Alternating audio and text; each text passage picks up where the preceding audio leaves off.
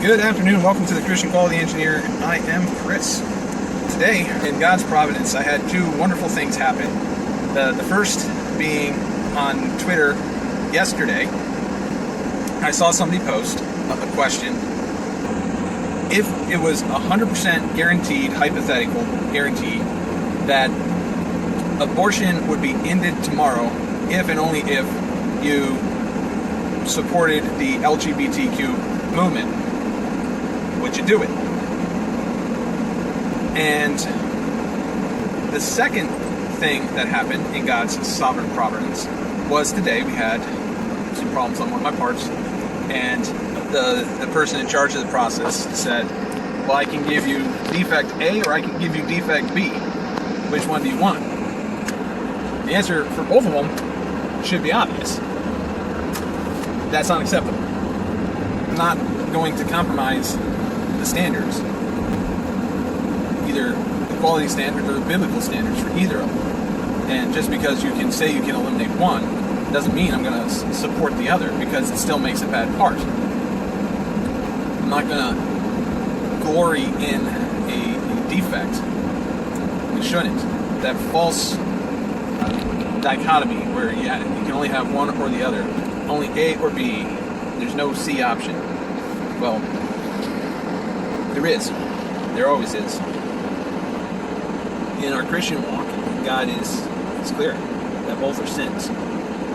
And even though it would save millions of babies, millions of souls would still be being lost to the other sins.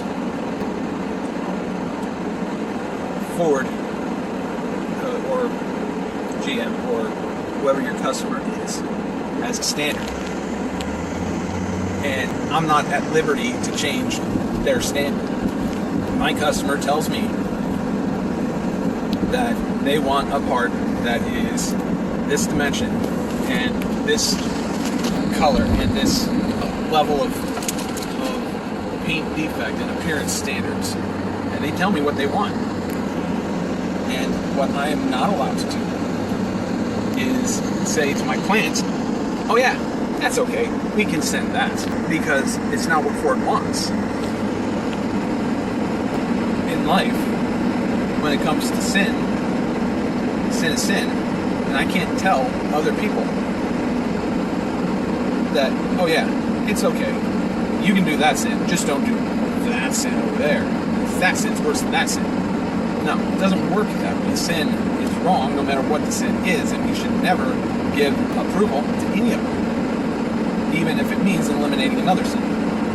Because God doesn't work in that. He says, be holy as I am holy. Go and sin no more. I mean, He knows we're going to sin still until we're completely sanctified.